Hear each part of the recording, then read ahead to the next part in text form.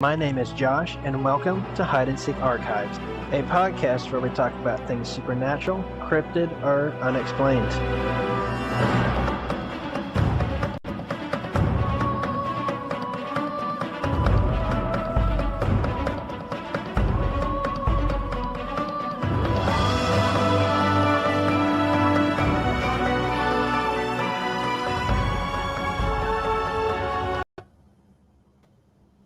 Hello, everybody. Welcome to Hide and Seek.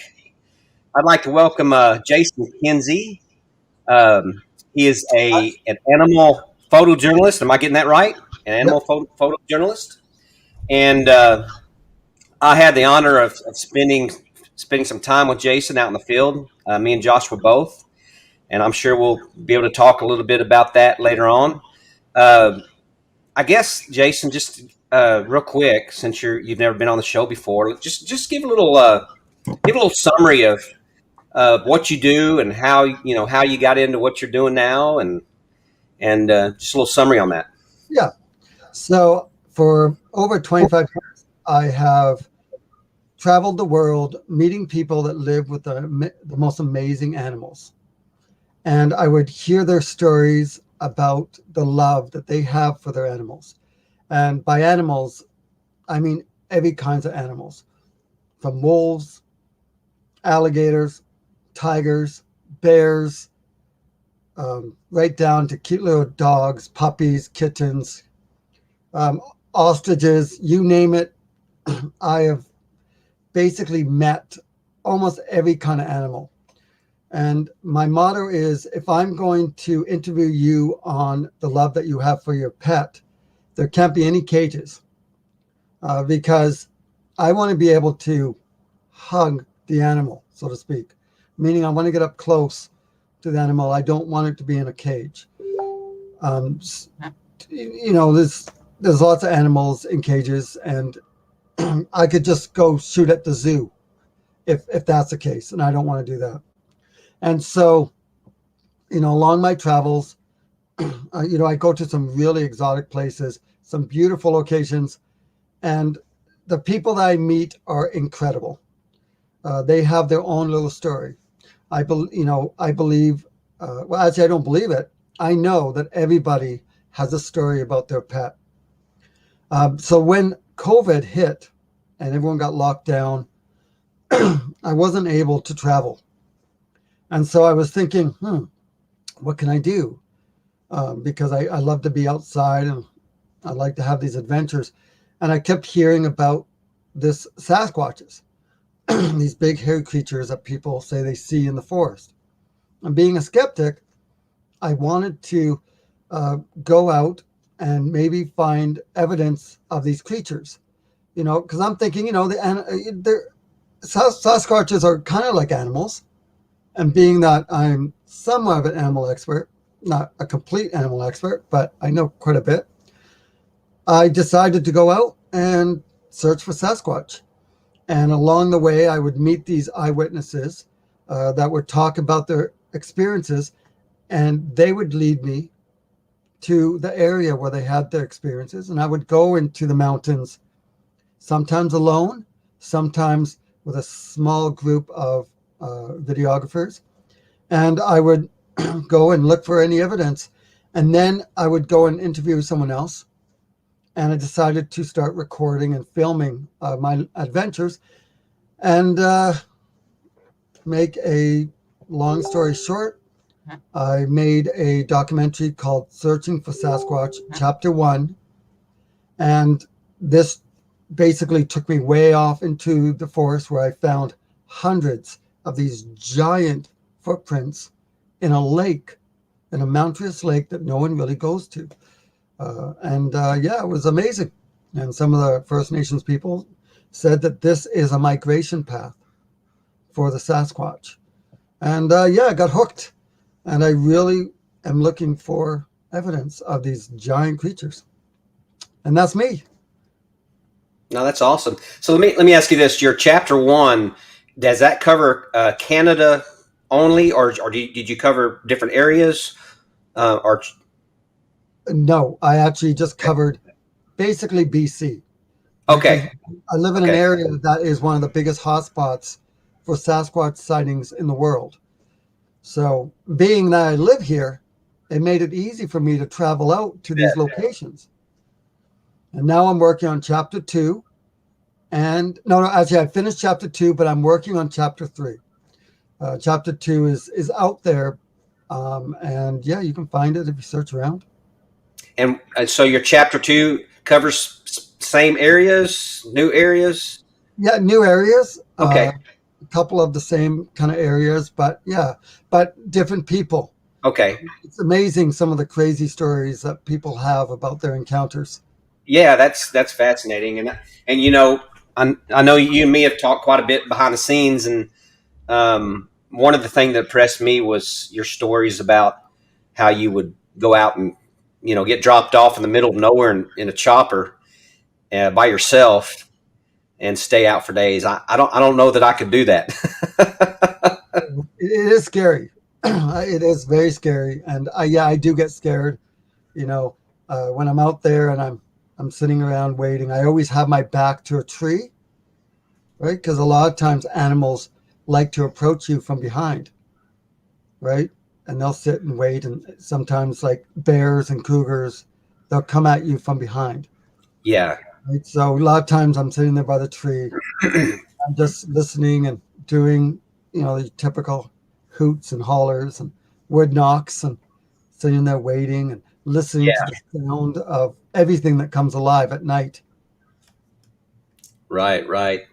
Um, on the I know that on your chapter 3 that you're working on now, you were just out in the field recently, right? Is there any? Can you talk a little bit about that right now, or? Yeah, I could talk Okay. somewhat Okay. about it. What would you like to know? Well, I just did um, how was it? Did you have any exciting things happen? Any new areas that you've never been to before, or Yeah, so in chapter scenery? 3, yeah, Okay. chapter 3 is interesting. I've interviewed a few people.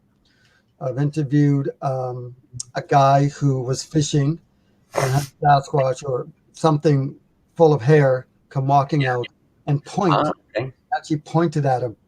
And he was with a friend, and he was so disturbed by seeing that he kept it quiet for many years. Didn't really want to talk about it. And I interviewed a lady. She's in her 80s, and she's a grandmother. She's loved by everybody, and she grew up in an area where there was no houses except for the one that she lived in, and she would hear crying babies at night. And Oh, wow. and she's in the middle of nowhere. There was no houses. This is like 40 years ago, before any other houses were built, and she would live right, pretty much almost off the grid. She would hear these crying children or these babies, and the First Nations people believed that not too far from where she lived was an area where the Sasquatches would raise their young. So she took me into this area, to this lake, to show me kind of where the area is. So I go out there and I went at nighttime. I waited till sunset and I looked around, and there were some interesting things that happened. I don't want to say too much about it at the moment. And then I went out to Michigan and met some, pretty amazing guys, and went to a Bigfoot conference where I was able to speak for my first time speaking in front of a whole bunch of people about, my experiences and my Sasquatch encounters and everything above and everything below about the subject. And it was neat. I had a blast, and I was taken deep into the forests of Michigan, a little bit up north, and had some amazing experiences up there. Got to ride on an ATV, was incredible. My host that took me out into the field on the ATV was amazing. Really good guy. You might know him. He's a good guy. You might get along with the guy, actually. Yeah, I might know him. Who knows? Yeah, yeah.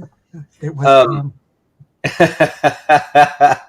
Let me ask: are there any of the experiences that you had in Michigan that you're willing to talk about now, or do we need to wait for the Well, I documentary? have talked about it, so I can talk a little bit about it. Okay. I went out with a guy named Blake. He was kind of the leader of the group, and he had put everything together along with Dave and Josh and there's a few other people, but I went out with Blake and we went for a walk and went to pick up Blake's recorder that was way off into about 45 minutes to an hour walk in the forest. And this is, I think, around 2 a.m. in the morning. So it's dark outside. Blake had a really like a light on his head that was red, which was great for filming. Being a filmmaker, I love, filming different kind of angles. And when we walked, I was taking video of all the tree breaks because Sasquatch hunters and researchers believe that the Sasquatch, when they're traveling along animal trails or just trails, they like to just, break the tree breaks. They just break it and hang it there. And they think that it's because they're showing other Sasquatches the way. Like, hey, I've gone this way. And so I was filming, and it's funny because all these tree breaks are twisted. So they're broken and twisted, not just broken off and thrown on the ground. And I was videotaping, and some of them were thick like my finger. Some were even, was like this, this big and long. And so we'd be walking, and some of the trees were pushed over, like either pulled over. Some of them weren't even broken. There was these big, giant trees that were just pulled over, and we had to crawl through. And we get all the way to the end, and we got to an area where we knew nobody had gone for a long time because the grass was like up to our waist. We were seeing wolf tracks, bear tracks, cougar tracks, all over the place. And when we got to the end, he replaced the recorder, swapped it for a new recorder, and we started walking back. As we started walking back, we probably about 15 minutes we walked, and then we came to a tree break that was literally in front, like in the middle of the trail. I think there's 1, 2, maybe 3 breaks, but there was one that was right there in the middle. And I'm looking at it, like it's hanging there, and I'm like, I do not remember this being here. I would have filmed it. And when you feel the top where it was broken, you can see that it was still wet. So it had just happened. Wow. There was a bunch that was broken. And we're looking at this and we're like, wow, this is crazy. And so this is an area you had already walked past, right? Yes, we're coming back. Yeah, coming back. So from the time that we got to the recorder, from the time we got back to that area, it was like half an hour. And about less than 10 minutes before we got to that tree break that was in the middle of the trail, Blake's light had gone out. And this light you could see for like 50, 60 feet. And it was great. You could see all the way down the trail. And within 10 minutes before we came to the tree break, his light died. And my phone, the camera on my phone wasn't working. It was shocking that my camera would not work whatsoever. It just would not turn on. And it was frustrating because I always take a lot of pictures and a lot of video with my phone. So I was frustrated, and I was all set when I came back home that I would just put my phone, go to the dealer and say, hey, I need a new phone, because I can't have a phone without having a camera. So I was frustrated. And I had a 4K video camera that I was using to film all my, along the little travel back and forth. So we started walking. We must have walked about 30 feet when suddenly there was a crack behind us, and we jump and we turn around, and we're like, and we have the light and we were shining it. And Blake, had a gun that was around his shoulder, and we only had the gun for protection because we knew there was bear, we knew there was cougar, we knew there was wolves, just in case. It was more dangerous with bears than it would be a cougar or a wolf, because there's two of us. The chances of a cougar and a wolf coming up to you, if there's two of you or more, but bears are a little bit different, right? If they have cubs and you spook them, forget about it. You're just fighting for your life. But anyway, we turn around. He has his gun. He's holding it and he's looking. He's like, there's something down there. And so he eventually put the gun, and I had the light on my camera, and I'm shining it, like on my head. I'm shining it as it crossed the trail.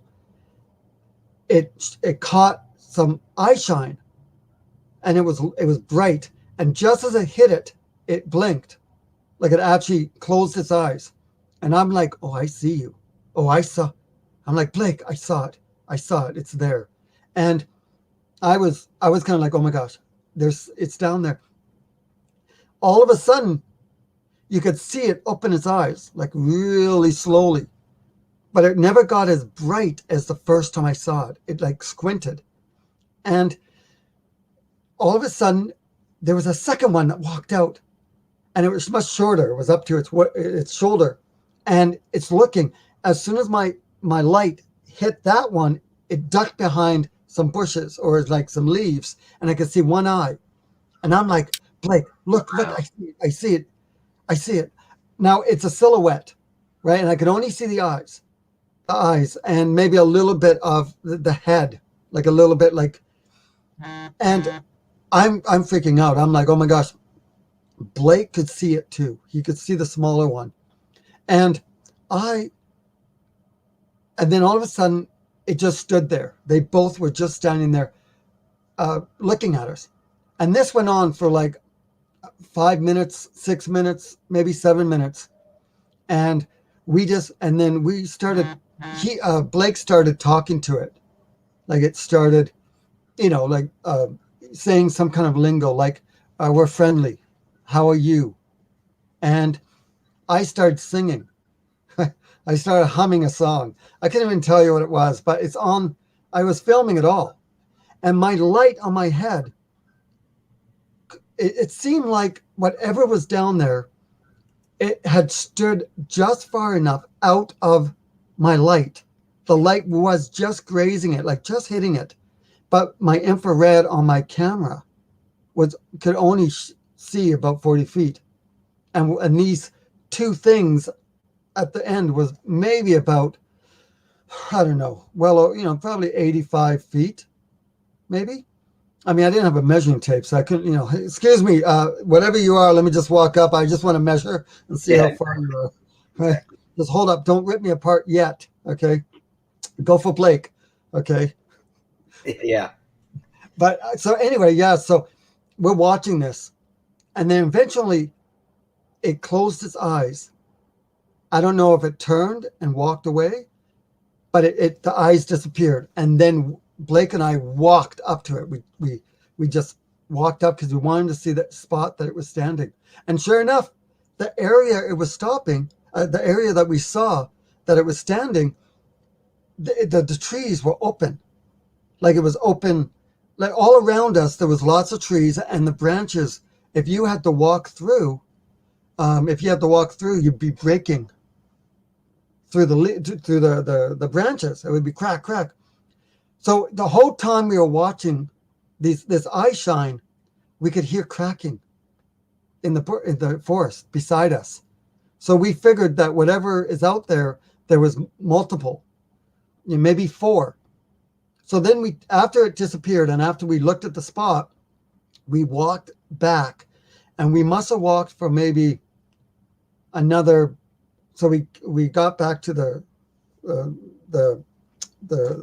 branches that were broken. We walked past maybe about 5 minutes. We walked, and all of a sudden, we were always looking behind us, and then we turned and we started looking down the trail, just to see if we could see it again.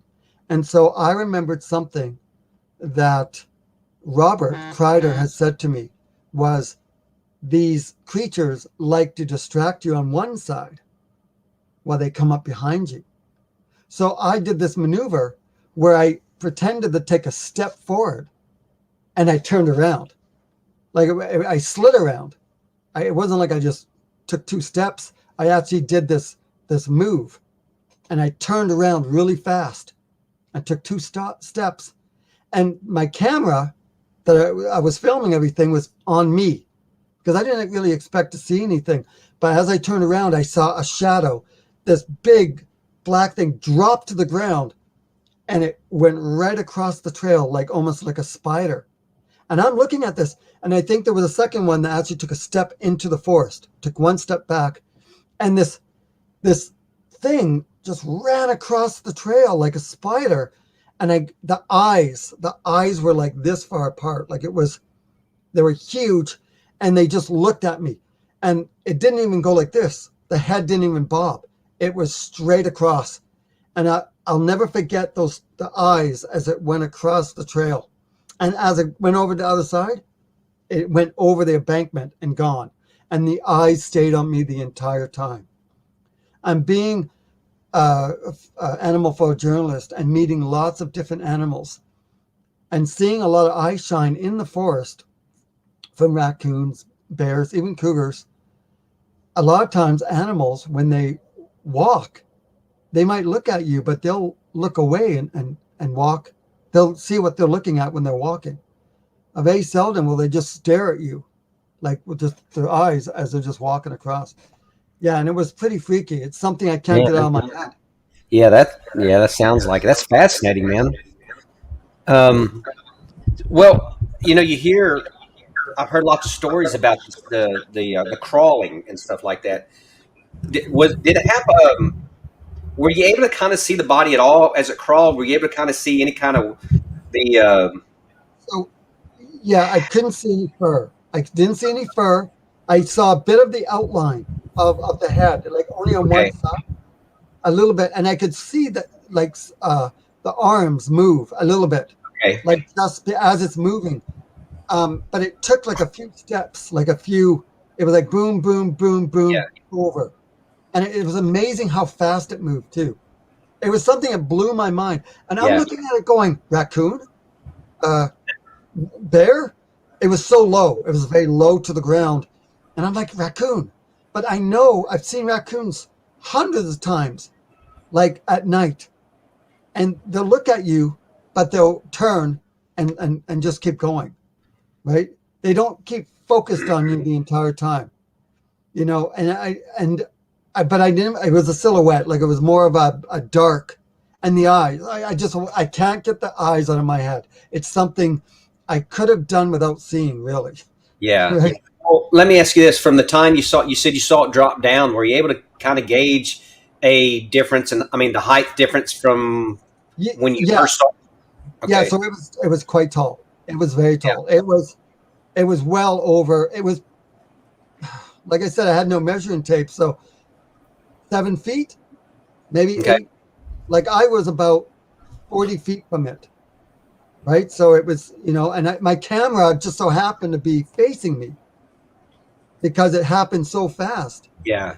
And you see on my camera, I'm like looking. I'm like, what the heck? Yeah. Oh my God. And then I freaked out and said, Blake, I saw it. There was something over there. It crawled on the ground. It dropped down. And Blake is like, calm down, Jay. Don't run. Okay. And I'm like, I'm not going to run. I'm not going to leave. Where am I going to go? Yeah. That's one thing. The reason why I didn't run or didn't want to, leave is because there's nowhere to go. If it wants to kill you and rip you apart, it's going to do it no matter what. You can't do nothing. Right. Hey, Jason. Hi, by the way. Ever since that encounter, have you changed the way you do your documentaries and your investigations now? So there's a couple things I do now. So before Michigan, before I had that experience, I was like maybe 25% a believer because I can't be too close-minded, right? We live in this giant planet and they find new species like almost daily, They found a new species of monkey just in 2021. So, and so after Michigan, I'm like maybe 51% more of a believer of whatever it was. But I cannot be 100% because I didn't see it. I need a daytime sighting 40 feet away. Yeah. I joke and I say I need Sasquatch to walk up and slap me in the face before I believe 100%. Yeah. So another thing I do is Robert Kreider, and he kind of was teaching me tracking, right? And to look for the tree breaks. And once you start seeing them, when you go out there, you see them. Like I've come across an X, the giant X, the trees that are formed into an X when one is living and the other one is ripped out of the ground and moved to be placed. Right? I've found them here in Maple Ridge. I've found them way off in the mountains, in the forests, and the one in Michigan. So I look for the tree breaks, and it's fascinating to see that they're all like 7 feet off the ground, right? If I see any like that are low to the ground, I don't think anything of it because, a human could walk by and do it, right? There's so many hoaxes out there, right? So those two things I really think about, and I look at it a lot.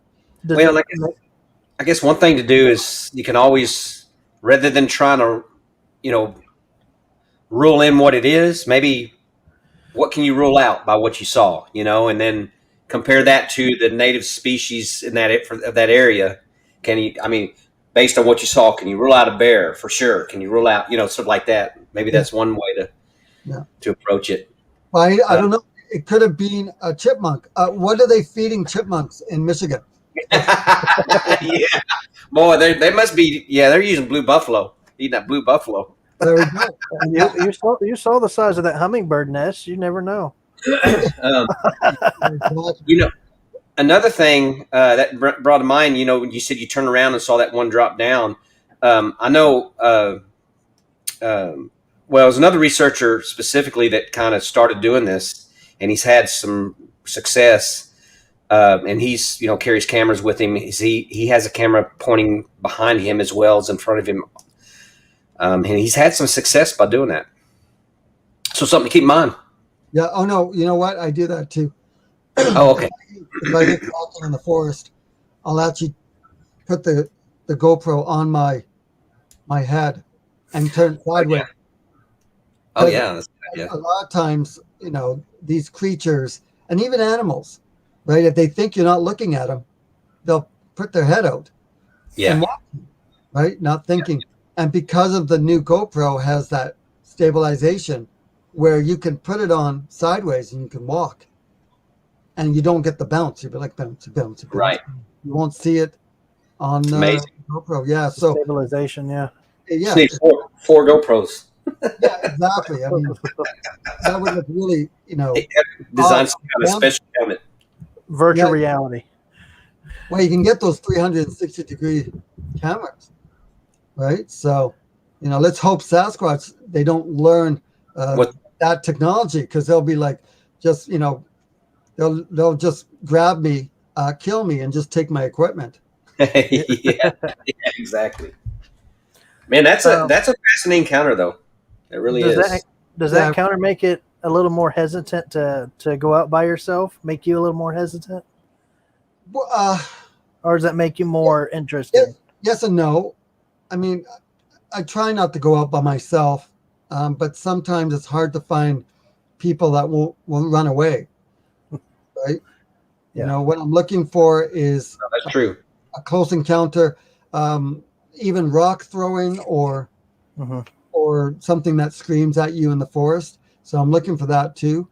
I've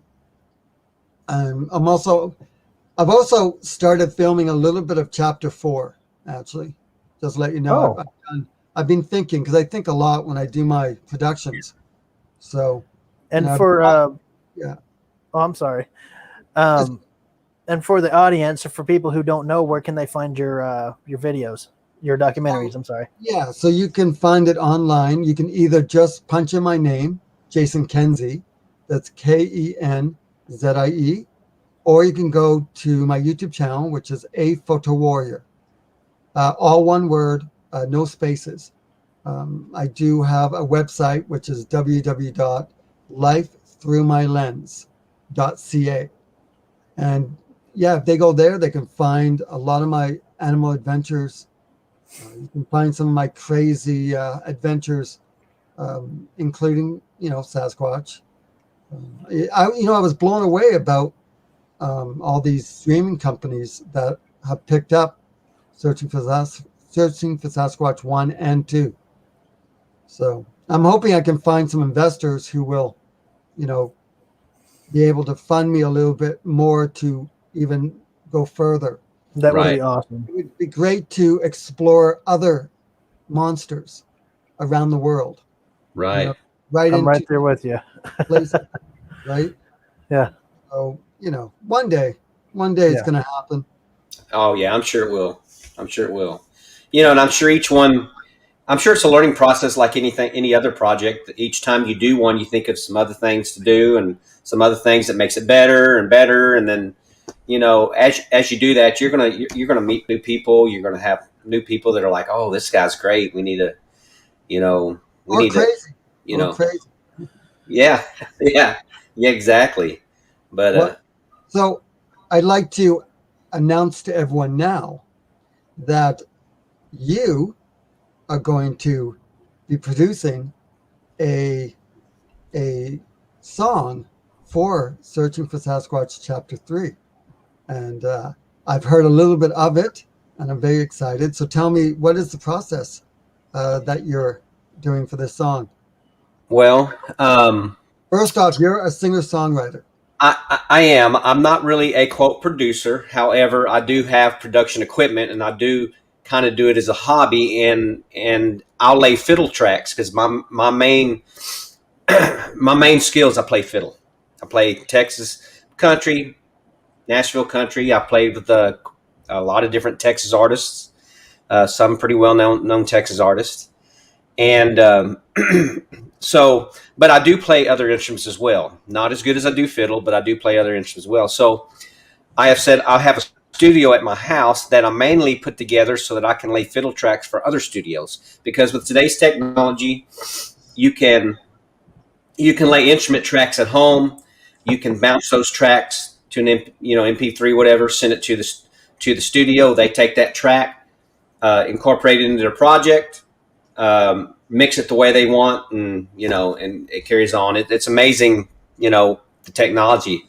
So what I'm doing in this project is I've with your assistance, of course, we've taken the lyrics, I put them together into a format, created chord progressions for them, and just laid a basic track with piano and vocals just to get an idea, because you have to have a root. You have to lay down a root. So what you have to do is, using a metronome, you lay the root track down, and then you lay everything down around it. Root has to be perfect, though, because it's not perfect and you start laying other tracks down, then you start discovering discrepancies, and you try to fix that discrepancy, but it doesn't fix it because the discrepancy started at the root. So you kind of got to do it's just a one step at a time, and you got to have each step perfect before you go to the next step. So right now, working on getting like I said, the rest of the lyrics put in, the chord progressions put together. So once I get the piano tracks laid down, then I'll lay everything else around it. I'll be taking out that piano track because the beat used with the piano is not what you would normally use. Yeah. So that's just to give you something to work around. Then that will come out. Then you replace it with normal piano tracks, bass track, and fiddle. My plans are to have fiddle, steel, lead guitar, and fiddle. And who's doing lead guitar? A friend of mine named Chad Ware, who plays with Rick Trevino. And so he'll come and do the guitar tracks. And I have other musicians around that I've worked with, and I've already got someone who can do the bass track from his house. So I'll just send him the project, and he'll work the bass track. What's his name? His name's Robert DeBlanco. He's German. He's a German bass player that moved over many years ago, and is great country, especially Texas country bass player.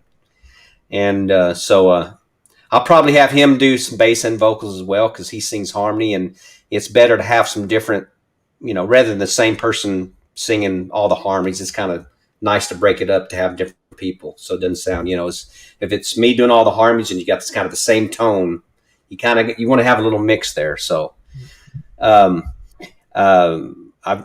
got another friend of mine named Jake that's going to come put the steel down, and then I may put some mandolin tracks on it. Still deciding whether we want to have a mandolin.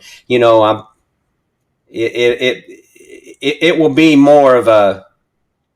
It'll have probably more of a country feel than bluegrass, but if I do put mandolin in there and stuff, it can kind of give it, and kind of have that, almost that Ricky Skaggs kind of feel to it. I like it.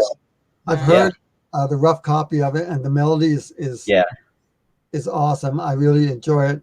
The song, the lyrics, so the song is basically about, searching for Sasquatch, and, trying to find, basically teaching people a little bit about, what they're looking for, and if you can find the Sasquatch. And it's going to be a faster beat song. Right. I'm going to use it for when we're traveling to the area, in the car, and then play at the end. Okay. And I can see a lot of people enjoying it. I'm very excited to. Yeah, I'm excited to see. These kind of projects are so. I'm sure it's just like yours. You start off with nothing, and then you add on. And you add on. It's the same thing in the studio. You start off with nothing, and just like what I sent you, when it's finished, it won't even sound like the same song. Yeah. It's fun, it's always exciting, because you really don't know what it's going to sound like. Because when you have somebody come in and lay the guitar track, I don't know exactly what it's going to do, because you kind of want to leave it in their hands, because you got experts coming in. That's their expert. They know what's going to work and what's not going to work. So you let them do their thing. So you don't even know how it's going to sound. You have certain things in your head, but that's part of the excitement, is really not knowing and just watching it grow. And you're like, oh man, this is just amazing, and then something new. And then you pick up little things as it grows. You're like, oh, we could do this. We could throw this in here. Just a little bit of this. Yeah. It's the same when I'm doing filmmaking, right?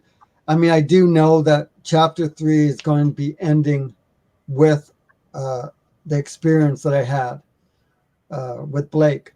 That's how I'm going to kind of end. That'd be the climax, kind of. Yeah, it's going to end with that, and I'm very excited to put that together.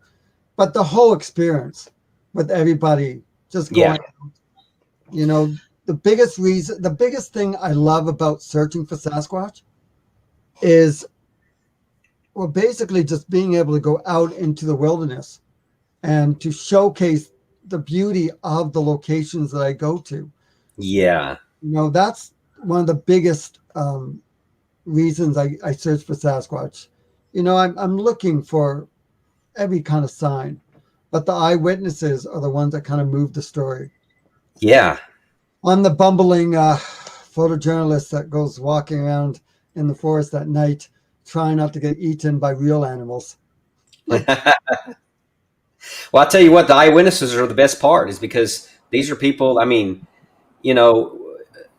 I'm sure you've learned over time as you meet these people, they're not making this stuff up, it would be very hard for people to make up some of the stuff that they say. And as you learn about the subject, you probably start to pick up on, wait a minute, this is repeated patterns, repeated traits, repeated behavior that you're hearing. People that don't even know each other, they're saying the same thing, right?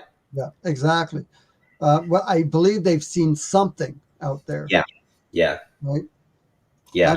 If I go out there enough times, something's going to happen. Yeah. something even more incredible. Just a matter of getting out there, having the Absolutely. funding to travel further and go deeper and go into places where, I mean, if these Sasquatches do exist, there has to be, and my example is the Ewoks, all right? You know, Mm. the villages. I believe that there is somewhere deep in the forest where there is quite a few of them, you know, like obviously not like little villages, but where they all hang out and, you know, and they branch off, right, in groups, right? But, you know, they're in places where we have trouble getting to, right? Because they can climb down into areas that we can't get to, right? Or we don't think of looking, Right. Yep. you know. Um, one of the stories you mentioned earlier that just I keep sticking in my head because I heard other similar stuff is the one where you said it pointed at the guy. Yeah, Isn't that what you said? It walked yeah, out and pointed at him. I've heard a couple other similar. I actually heard a story, and I guess that's what made me think about it and what's sticking in my head, of a guy that happened to stumble upon one, and and it turned around. They, of course, were both caught off guard, and he was in shock. Didn't know what to do, and basically just said, "Hey, how you doing?" and kind of waved, and it looked at him and kind of waved like this, and just turned around and walked off. really. Yeah. Oh, that's incredible. My luck, if one walks out, I'm pretty sure if he, points at me, it's probably going to be his middle finger. Or he's pointing at his buddy, saying, "Dinner, Yeah, dinner." yeah, exactly, right? Yeah. Rarely. Jason goes into the forest and it ends up being dinner. Yeah. If you notice, they won't get much off of me, right? They'll be like, God, we should have went for someone a little heavier. 2 Yeah. bites, they have taken all the meat off of me. Mhm. Yeah, yeah. Well, hey, so what do you see in the future? I know you said you've already kind of started filming for part 4 and all that. Do you have any other type projects right now in your head that you want to do, or Yeah. So I've published um, I published 2 children's books oh, okay, called okay, Adventures of Little JJ. And it's okay, about a 6-year-old boy who uses his imagination to travel around the world meeting new animal friends. So in book 1, he actually goes and he meets like a, a dragonfly, a hummingbird, rides on its back, and goes out and meets a bat in a cave. In book 2, little JJ goes into the ocean to search for a missing golden pearl and meets a shark, octopus, a sea turtle, and a whole bunch of other like jellyfish. And it's to teach children that animals, not all animals are to be afraid, right? Like sharks, octopus, and clean up the ocean because when he meets the sea turtle, he has a plastic ring around its neck, like for pop cans. So little JJ, cuts it off with his little crab friend, his claw, just cuts it off and says, wow, humans didn't throw away their trash. They should recycle. So I'm right, working on book 3, and book 3 is called Adventures of Little JJ, Rescue the Cryptid Island. So basically, he's sleeping, gets waken up by a little friendly ghost that is hiding under the bed, and then a little Sasquatch girl comes out from underneath his bed. And remember, this is all in his imagination. So little JJ's like, "Hey, why are you crying?" She's like, "Well, I'm lost from my parents. They live on this island, and I can't find my way back." And little JJ goes, "Yay! I will help you back to your parents." And then meets Moth Boy. So they all jump on Moth Boy's back, and they fly and land onto the ocean, like on this part of the land, and then the Loch Ness Monster comes up, and they ride on the back of the Loch Ness Monster all the way to the island. And that's all I'm going to say. He may or may not have found his parents. Uh-huh. He does. But that is what I'm working on right now. I'm also going to be publishing a book called, I don't know what it's called exactly, but it's going to take a whole bunch of my animal adventures and put them, each chapter will be 4 pages, and there'll be different animal adventures that I've had over the years.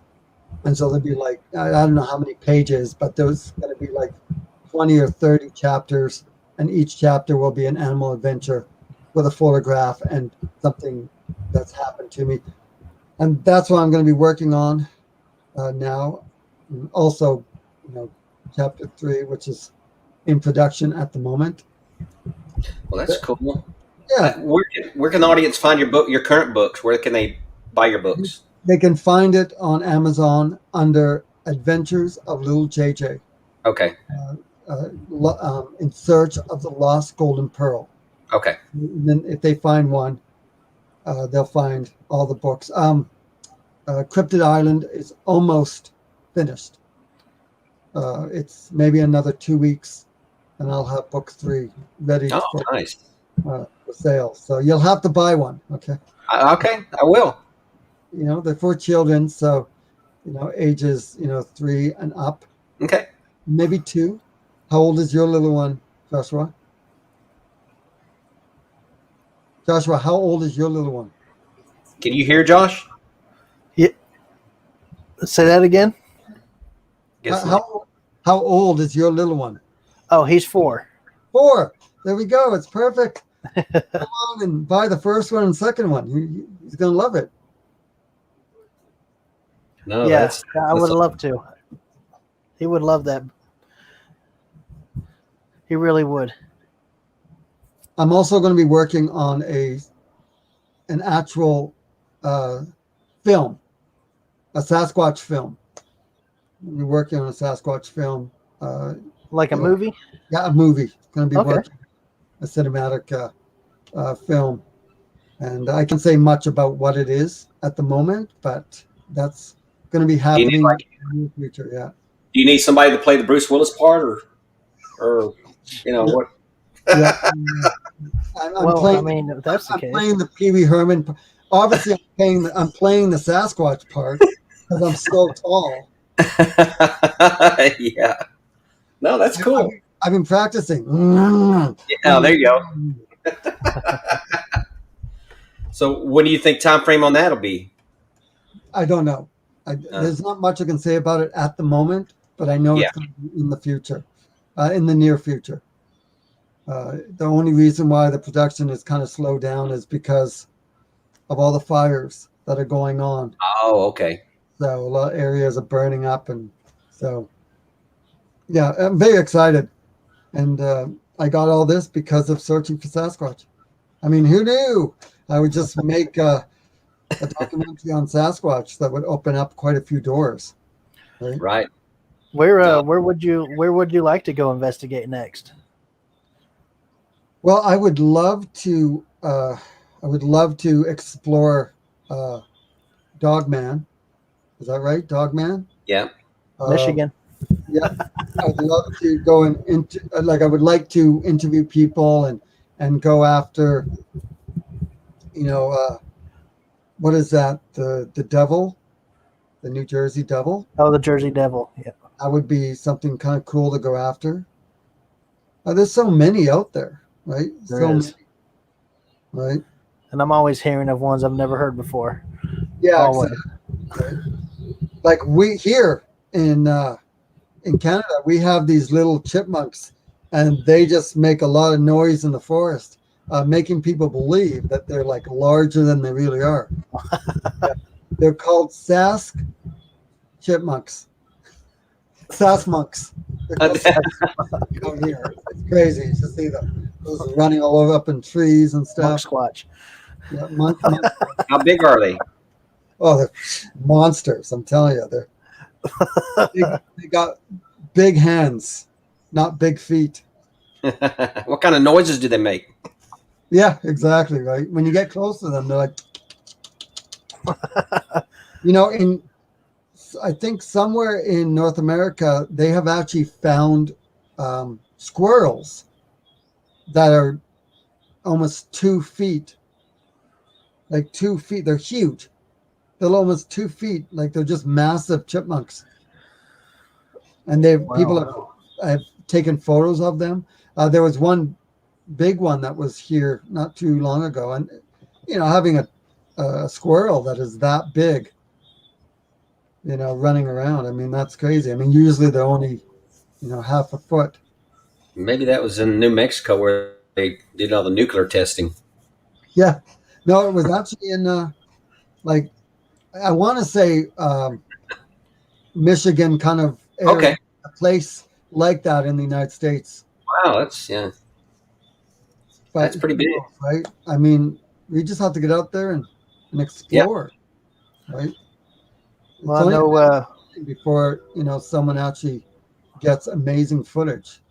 Yeah, I know there's that expedition me and Dad have been talking about doing next year, Colorado, around Red Mountain. Oh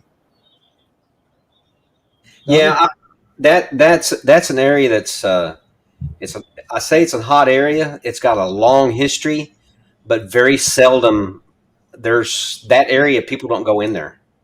Yeah. So it's a good area to do an expedition. Is that the one where you're going to fly me out to come along and film it all? Yeah, we'll work that out. I'll do that. I love that. That would be awesome. Yeah, and if it's a place that no one wants to go into, well, come on, let's do it. Yeah, exactly. Yeah, it's never been filmed or documented either. Yeah, I don't think any. I'm not familiar with much research going in there, and there's no really. There's no roads that go into that area where I'm talking about. You just have to go up there, and I even had a researcher from that area said that's where he thought they were at, and that said be careful. He said they're not used to people because the people just don't go up in there. It's pretty remote. So that makes it exciting. Yeah, I think it'd be a great area to get a group to go do an expedition for sure. So we're working on that. Absolutely. For sure. It'll be exciting. Well, I was going to ask you, back on your first, some of the times you've done the remote, where you've gone out in the choppers, you were telling me, and I'm trying to think of the story. There was somewhere where you were out where you got surrounded. I think you had gotten surrounded by a group of what you thought were Sasquatch. And I'm trying to think. I can't say I was surrounded. Okay. I don't remember the exact story, but it was interesting. Yeah, it was. Well, like I said, because I didn't see it, I don't know. Right. They were. I just know it was a lot of crunching around, a lot of. Yeah, basically, there wasn't any screaming. It was. Okay. I just don't know. I mean, yeah. The guys I was with, they were all saying they thought they were Sasquatches, but yeah, unless you physically, see it, it's just, But you never know, because in chapter 3, I may or may not have came face to face with Sasquatch. I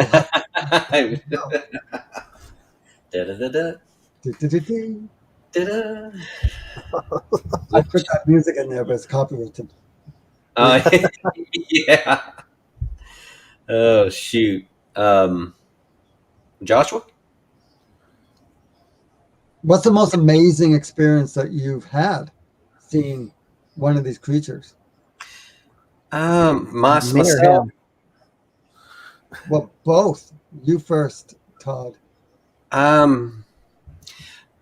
Yeah, I would say, well, and I haven't had any good. It's the same for me as far as visuals. I've had them around me at nighttime in Oklahoma that I suspect was them. I saw the eye shine. There was a bunch of them around us watching us. That was pretty pretty fascinating. And then there was one time that really spooked me, that me and another researcher, we had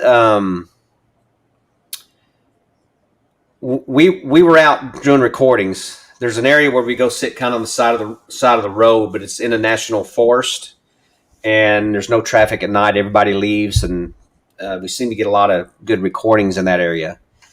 And there's been a lot of stories uh, about people that said that they would hear him make like it sounded like a mouth pop. Mm. And we were sitting around that area recording. It was at probably 2 a.m. And my buddy decided, for some reason, crazy reason, he wanted to do a mouth pop. And he did it. And it was within 2 seconds, we had what sounded like to me like a gorilla grunt at us. Yeah. Within, I would say, the trees were pretty close. 20 yards maybe, and it was loud, and it sounded just like a gorilla, really like a gorilla, like whoa, whoa, whoa, like that. Yeah. So it wasn't, you couldn't mistake it with the hogs. There was really no other animal there that I could have mistaken it with. It was too deep and loud to have been a human messing with us, I think. And if they were, I would have been totally just flabbergasted that anybody knew we were out there and were messing with us. But you never know. But it spooked us enough that I said, "Man, I'm throwing my chair in the back of the back of the truck because we need to make a getaway here." But it was a few seconds after that that something threw a log into the trees near us. Oh, yeah. And to me, that was, I don't know, that's something that really stuck with me, was that encounter. Because it was so close and loud, and when that happened. And then, but the Oklahoma, I've been up there twice on expeditions, and they always they're very active up there, and I've had them around at night, but they're very docile. I haven't had any, as a matter of fact, I haven't heard very many sounds up there. They're quiet. They just like to come around and watch you. Yeah. And but I haven't had any other sightings other than that, really. I think Joshua had a recent sighting.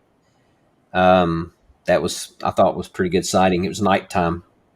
Why don't you talk about that, Josh? Yeah, I've got a research area here in Allegan County, not far from where I live, that I've had a lot of weird stuff happen at, and I've taken a few people out there. I've taken the LCC out there. I've been out there with Blake. When I had seen it, I was with Blake at the time, because the Allegan State Game Areas have had multiple sightings over the years. When you say sightings, were they during the day sighting? They were class. I would call them about class A or B. Some at night, and I think there was one during the day. If I remember. What is the one that is the most incredible? The one that just like, wow, this is crazy. Like, you guys need to shave because you guys are hairy as hell. I'd say the one where the family, this was 10 years ago, where a mom was driving with her kids down a road on the far end of Allegan County, right where the state game area ends. Saw a Sasquatch and some young ones cross the road. What about you? Like you're me. Yeah. Me. Oh, I thought you were talking about the encounters that I had. Oh, No, okay. The one that you saw. The one I saw.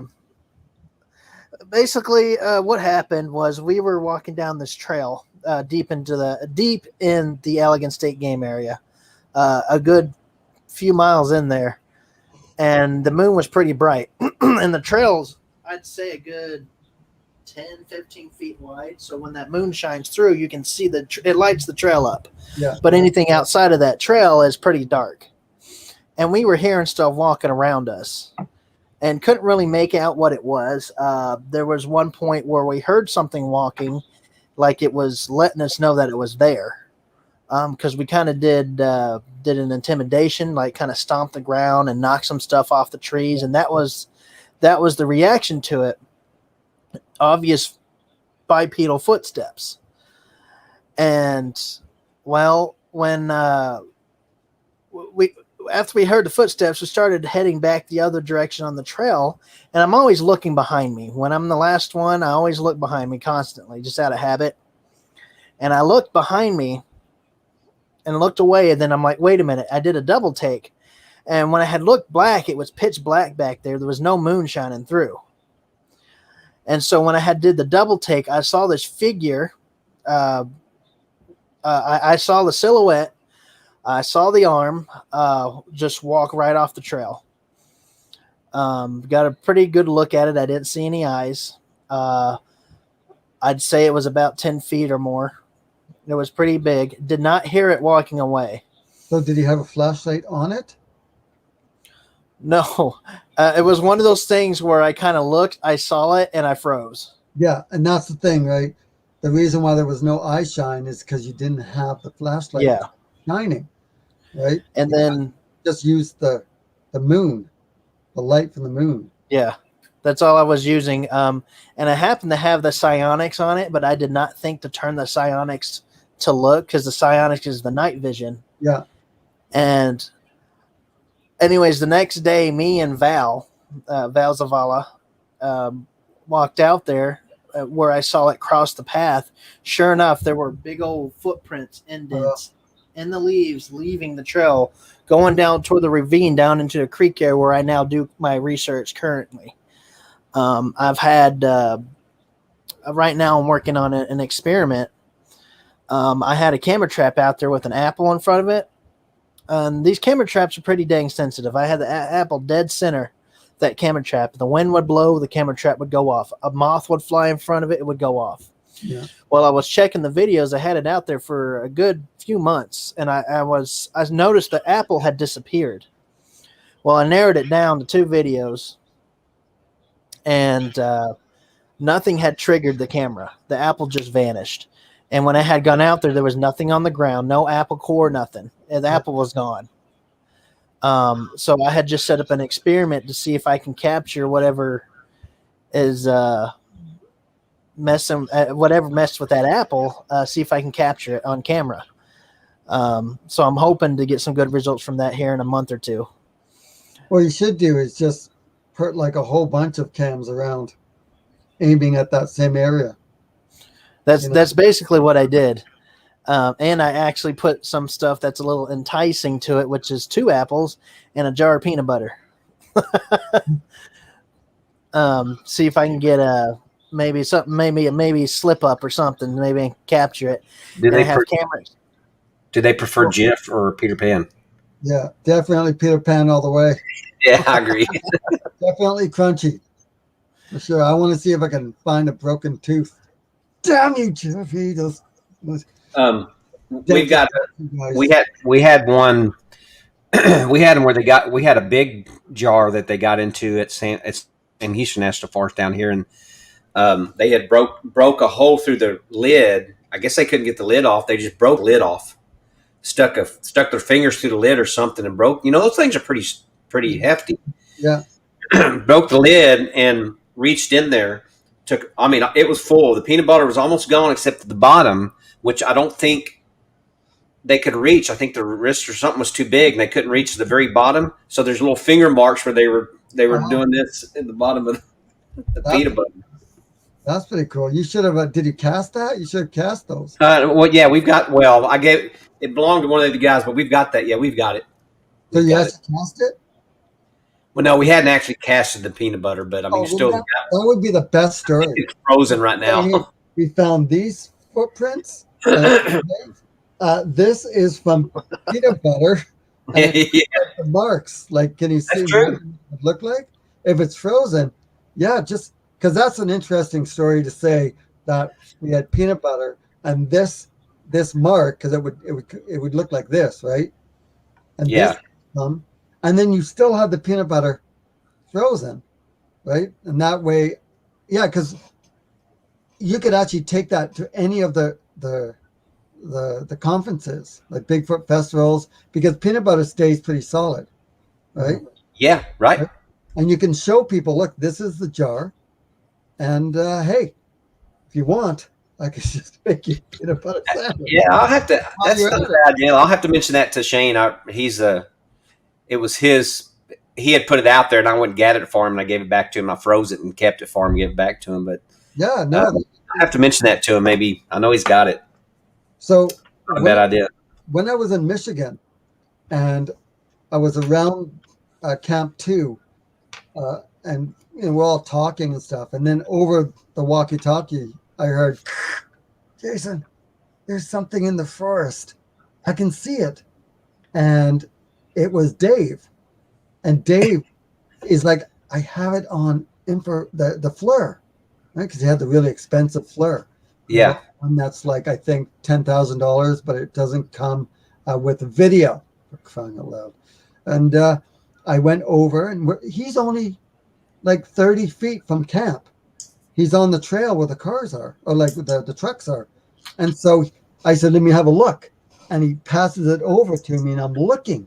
And literally, you could see within 40 feet or 50 feet from us was something that was behind a tree. So you have the tree, and whatever it was bigger than the tree. Yeah. So the tree was like this big. You can see on both sides of the tree. Yeah, you could see this part, and it was white. It was white hot. It was white hot. Nothing out in the forest. Like I said, I didn't have a measuring thing. I couldn't tell. Well, it seemed tall. Yeah. So I decided I gave back the FLIR to Dave. I said, watch it. I'm going in there. So I walked in. And as I'm walking in, I'm hoping that, so here's the tree. I was hoping it was going to walk like, I was hoping it was going to go do this. Yeah. That way out and walk away. Or I thought it might go like this way. It didn't. It went this way. So I could hear it walking. Oh. I could hear it touching. Okay. And I'm getting closer to it because I walked about 15 feet. Were you there, Joshua, when that happened? No, Who was I it? was not, but I had something very similar happen on the expedition in Florida. Yeah, so I'm walking closer to it, and I could hear it moving. So in my head, I couldn't see anything. I'm filming with the night vision, and I'm going in. I'm looking, and I'm scared at this point because I'm thinking it's dark, and because I was using infrared and a little flashlight, I knew it was really dark. So I'm thinking, oh my gosh, hope it's not bear. It walked away. And it moved away from the camera. It didn't walk back and forth. And Dave was watching through the FLIR. And yeah, it was incredible to for whatever it was. And I was trying to get close to it. Like I was moving pretty fast. But I couldn't keep up with it. And then to be honest, I almost didn't want to. I mean, I did, but I was actually doing it just so Dave would see it, and that way you would see a full figure. But it knew whatever it was. It knew to go away. Yeah, it was. That's an intelligent reaction. It was 25 feet from camp, and I kind of wish that the FLIR had video, or that one of us had the mindset to put the phone. I couldn't have done it because my cell phone was the camera wasn't working. But for someone to put their phone on it and videotape it. It wouldn't be in the best quality, but it would have been amazing. Yeah. So y'all stayed at Camp 2 the second night? Yeah. I left before that second night. So y'all stayed. Yeah. We stayed there most of the time. Yeah. Okay. Yeah, we did. It was amazing how many bugs were at the first one, but not the second one. Like all the moths that would keep hitting your head because you had the light on. Okay. So many moths that were hitting you. I didn't have to eat for days. They were delicious. Good protein. Yeah. Yeah. Didn't have to leave. And lots of spiders. Robert would talk about all the spiders that were running around. And I saw a couple of them. just running around. But Camp 2, we didn't really see many spiders, not too many moths.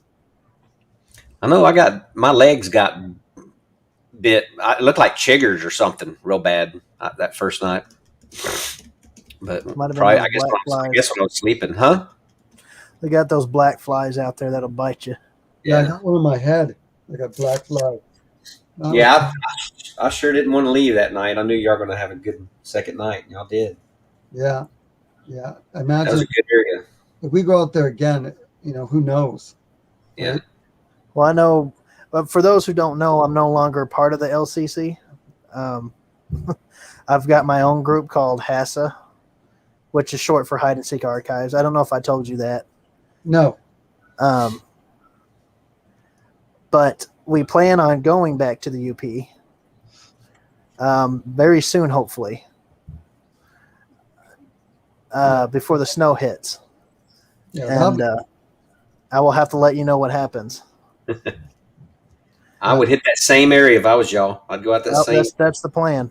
yeah, yeah. That is the plan. I might have to send Jason some video. Sure, for sure. Like the X was incredible. Yes. Those trees that were, The one Oh where yeah, you slept under, right? yeah, the one I slept Yep. under. That one was pretty good. Yeah, that was good.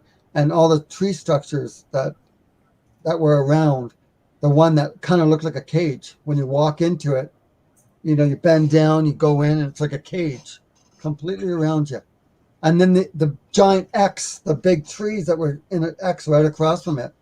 I mean, that was incredible too. I mean, that place was interesting. I mean, unless there's people that go out there and just, hey, we're just gonna fool some Bigfoot hunters. We'll just put a big X and take 6 people to put the trees up because the trees were big. They were like, yeah. Huh. Yeah, Dave said, "Let's go again, boy. I'm ready." I could have spent a week up there. yeah, Dave is awesome. I like Dave. Yeah, he was a good guy. Oh yeah, Everyone was absolutely. good. Yeah, he Everyone is. was good. I'm so, you know what? I'm so glad that I was with Blake when I had that experience. Oh, that was awesome. Yeah, yeah, that was awesome. Josh told me Yeah, about that. I said, "Man, that's great." yeah. Of course, Blake's, I was jealous that I wasn't there with you guys. yeah, yeah. You know what? Nothing may have happened if there was more than two, right? Yeah, that's true. That is very true. It's interesting how the red light that was, you could see the red light would go for like 60, 70 feet, Yeah, 80 feet, and then it just went off. It just died. The batteries died. And sure that's enough, within 5 minutes, everything went down. Even though I was filming, and to stand there and just watch these two, whatever, standing at the end of the trail, just watching us, just staring at us. I'm just curious. Did you try them again later to see if they would work later? What? The batteries? Well, I don't know. I didn't really talk to Blake about that, but basically, Blake said that the light died because the batteries died. You know, it just, and then my camera phone on my cell phone. Yeah, I get back here to Canada, haven't had a problem with it at yeah, all. And when I was there, usually your phone comes with a camera app, right?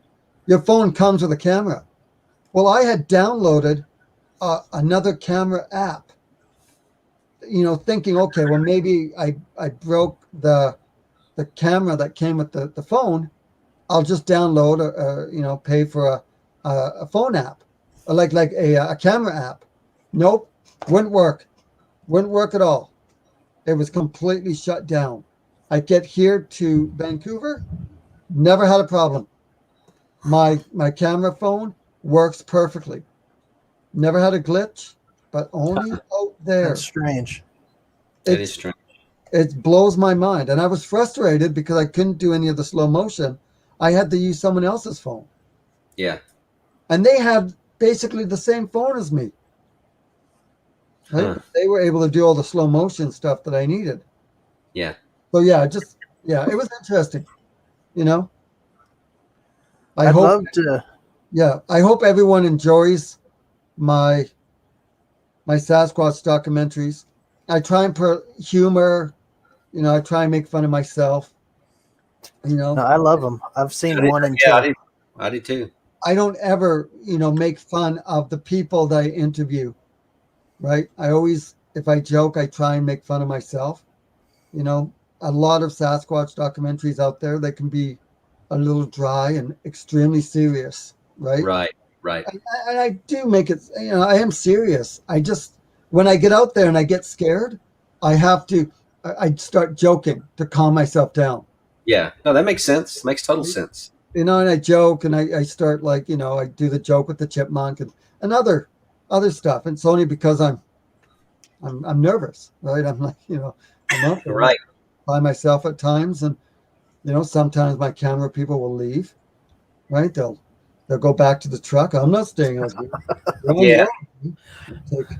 Take a tripod, Yeah, it's hard to find people that will want to stay beside you. And then when crap hits the fan, Peace out. Yeah. I've had a camera person run for their life because a tree fell right beside us, as you saw in chapter 2. Right in chapter 2, the tree fell, and the camera person ran. Don't run. Yeah, I remember that. Chase him, because I didn't want him to run away and injure himself in case whatever whatever the tree fell for. Maybe the Sasquatch is out there. Yeah. I'm just kidding. He was holding my expensive camera, and I just wanted him not to run away with my camera. Right. A little bit of the reason. No, I want my camera here. No, I hear you. Stuff ain't cheap. Well, I would love to get you and Rob on one of these days. Yeah, we need to. What to come onto the show or come out there to you guys to both? Oh yeah, Robert would be great. Robert would definitely be the guy that would stand beside you. And as scared as he gets, he'll probably stand there and just we'll all get ripped apart together as friends. It just depends on which ones they go after first. Right? You don't have to be the fastest. You just don't be the last one. Yeah. Don't be the slowest one. Yeah. Yeah, just the slowest one. Yeah. When I'm scared, when I'm scared enough, I guarantee I won't be the slowest one. Yeah, they were out there saying that they wouldn't have to worry about it because of my ankle. And then I'm saying, oh, you think so, but I might be pole vaulting past you with that that walking stick. My foot comes out accidentally. I'm like, oh, damn it, too bad. Yeah. Don't yell. Talk to you later. Wait, he has my camera. All you see is dust. Yeah. Well, you know what? I think I would just stand there.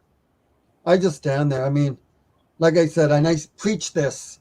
Where are you going to go? If these creatures are going to kill you, they're going to kill you. You can't outrun it. No. You can't outrun it. You can't go anywhere. I mean, obviously, you're going to back away. And, obviously, they're yelling and screaming or doing whatever to you. They want you to leave because I guess they don't want to hurt you. I don't know. I mean, we have all these missing hikers out here. I mean, sometimes they get lost because of stupidity. Other times, who knows? They get dragged off by a bear, by a cougar. They just found a lady's body all kind of ripped apart. I think it was in Maple Ridge. And they're warning people that it could be an animal attack. Where's Maple Ridge? Oh, it's about, I would say, maybe half an hour away from here, from where I'm at. Oh, okay. It's just outside of Vancouver. It's a suburb. But it's the city backs itself onto a wilderness that goes for thousands of miles. Oh. Right. So the town or the city it's backed onto a river and into an area, and the mountain range from there goes all the way up to Alaska. Right. So. Well, we are an hour and 20 minutes in. Well, I guess you should wrap it up. Yeah, You yeah, know, it's getting pretty late over here. yeah. Yep. Thank you guys so much for having me on. Yeah, no, And thank you for coming on. enjoy the heck out of it. We'll have to do it again. Yeah, definitely. Okay, so what percentage are we at right now for your, as far as you being a believer? What percentage? Because we got to work on it Yeah, yeah. Well, about on future. We got to get you some. 52% Okay, of myself is believing more that they could be. You give me a daytime sighting, yeah, that's I'll all you need. I'll boost it up to at least 53 and a half. There you go. Yeah. And if I get carried off by Sasquatch, 61% for sure. I've been screaming and yelling. Keep 61. Yeah. rolling. Keep rolling. Yeah. I believe there's two things that needs to happen. If obviously you can't kill the Sasquatch, right? If you're not going to shoot him and kill the Sasquatch, the two things that I believe needs to happen for people to believe 100% in Sasquatch is if you're out there and you're filming and you see the Sasquatch rolling, do not turn your camera off. Yeah, Film it, and then walk towards it. And I know it sounds stupid because you'll be scared. Yeah. Right. But so far, from what I've heard and people tell me, that Sasquatch will walk away. So if you keep filming as you're walking towards it, You can get more features. it's going to walk away. And so you keep rolling. You don't turn the camera off. You walk right up to the spot. Because if it's a Sasquatch and not someone in a suit, you won't be able to catch that Sasquatch. It'll be gone. Keep walking up to the spot. Record the area, how tall it was from branches, and see if you can find footprints. If you find a footprint, that's a bonus because you can cast it or you can film it. And don't keep the camera rolling at all times, because what it seems happens is all these people have these Sasquatch sightings that they film, but you only see a minute or 2 minutes of it. Right. You never see before and you never see after. Right. Always see, and they don't want to show you the before and after, which is kind of sketchy, right? So even though while you're casting it, you're going to have all this dead space. But I'm telling you right now, if you actually film the creature and you have all this dead space or whatever you're filming, you put the camera down and you start doing your thing with the footprint, people will believe you if you have that evidence of the footprint and the height, right? You film the height, including the actual sighting of the Sasquatch as it's walking away. And all that footage together will make people believe it's 100%, especially when you have the footprint that can be verified by some of these researchers who specialize in, the dermal ridges and all that stuff. Right. So you need all that. And people will watch, even if you have 45 minutes of dead space, like rolling film, even if it's of your kneecap, because you put the camera down because you want to, you're doing something with the footprint, trying to cast it. People will watch. And if they don't want to watch, they will fast forward it. Yeah. But yeah, that's the only thing. I believe that is, if you can't kill and get a body of Sasquatch, then that's the only other way. Because just filming the Sasquatch and going, oh, I just got that, and then turning the camera off, you're going to get the same thing as what everyone says. Oh, it's a guy in a suit, right? It's a guy in a suit. Keep that damn video recording at all times, 100%. Yeah. So anyway. Makes sense. I think that's the end of this, Did you want me to show your teaser for chapter 3? Yeah. No, chapter 2. You can show chapter 2 because. Oh, you mean the chapter 3, the one that I did for you guys? Yes. So that is a simple. You can, yes, you can show that. Okay. That teaser. I'm going to make a better one, like one that was. Because that little teaser I made for you guys, basically. Oh, okay. I made it for you guys. I wanted to put something together and just show like some of the good times. I am going to make a longer one that is at least 1.5 minutes long, if not 2 minutes long, that will show a lot more fun and stuff.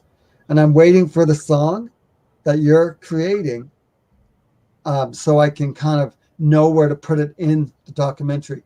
So I'm kind of on a Right. bit of a standstill at the moment with editing it together, because Gotcha. I'm kind of waiting for the song. There's no rush. Hurry up.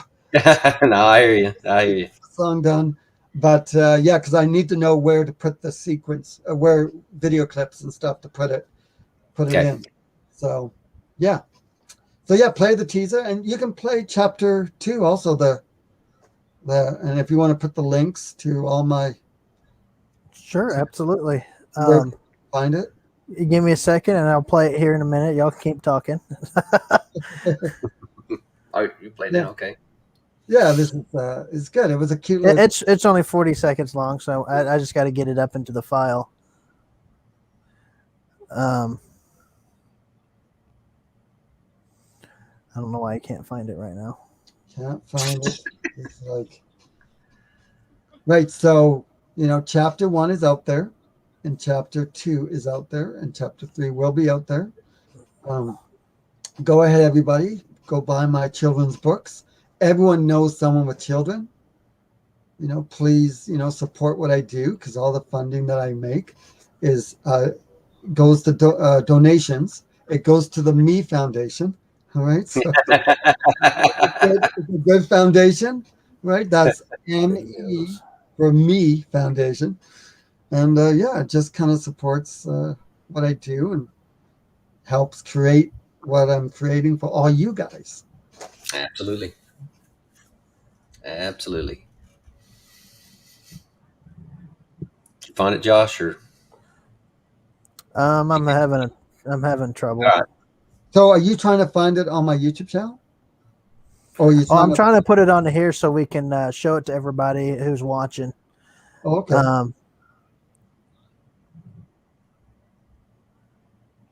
I hope there's only 5 people watching. I can't tell. I know Dave's watching. Yeah. Hey, what's up, my friend? I miss you, buddy. Can't wait to see you next year. I hope I get to see you next year. I saw Chad was on there. Chad. That's Chad. I forgot. I think I forgot Chad. Actually, I'm sorry, Chad. He's one of the biggest reasons why I was able to come to Michigan, was because of Chad and his dog, because I love his dog. Window. So does Todd? Does your wife believe in Sasquatch as much as you do? She believes. I think she believes, but she's just not a. She doesn't care about getting into the field with me or any of that kind of stuff. Can you see that? Yeah, I can see that. Can't hear it. Can't hear it, but I can see it.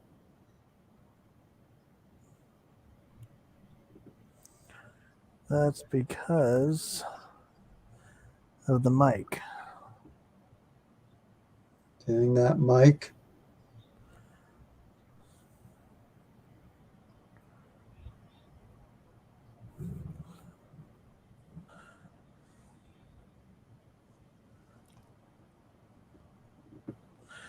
For some reason. Yeah, it must be. Yeah. Did you guys like the teaser? Yeah, I liked it. Well, there's Robert. Still no sound, but And the She Squatchers, they were a lot of fun to hang out with, huh? yeah. Yeah. I can't wait to hang out with them again. They were so much fun. Yeah, they were. And they're great trackers too. Like, boy, can they track? Right? They were showing me, bear prints. Okay, can you hear me? Yep. Okay, can you hear this? That roam the wilderness. All right, there it is. All right, here's the teaser for chapter 3, right? Yep. Yep. You hear that there are large creatures that roam the wilderness throughout North America. My name is Jason Kenzie, and with a band of Bigfoot researchers, we venture deep into the northern Michigan forest in search of these forest cryptids known as Sasquatch. I will film our experiences, producing a documentary called Searching the Sasquatch, Chapter 3. Let the adventures begin. Something broke this thing down. My light shined on him, and he closed his eyes. I saw him. Hello, my friend.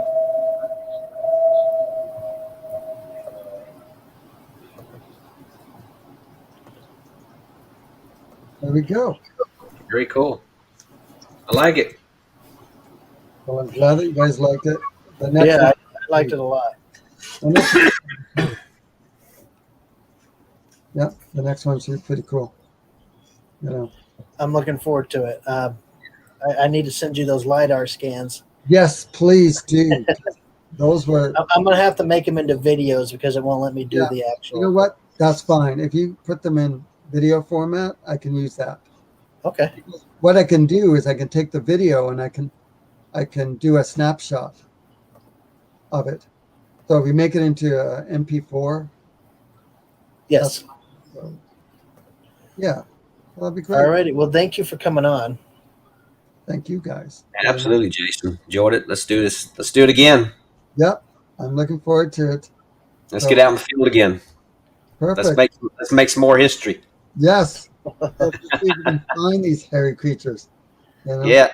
Yeah. I'm ready. All right. Hide and